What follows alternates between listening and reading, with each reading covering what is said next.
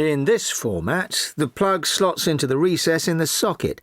That allows it to fit in really tightly, compared with other designs. Plus, these ridges and grooves on the sides increase the amount of friction.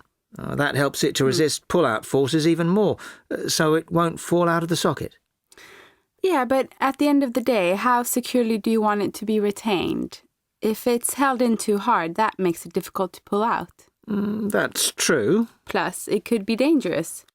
If you're vacuuming enthusiastically to loud music, let's say, and you pull the cord, you actually want the plug to pull out, don't you?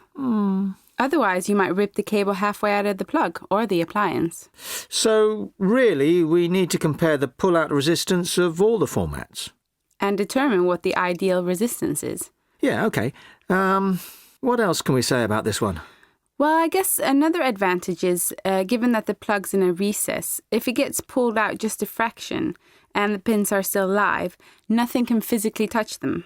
So you think that's more effective than having insulators round the tops of the pins? I'd say so, yeah.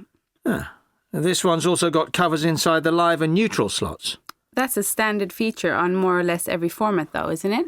Yeah, but I think it's something we should look at. I mean, it's obviously a good thing. Anything that stops children from sticking things in is obviously a good idea. The only problem with this system is if the mechanism's too sensitive. It makes it difficult to insert the plug sometimes, and that makes it easy to damage. When people try to force it. Exactly. Now, look, if you look here...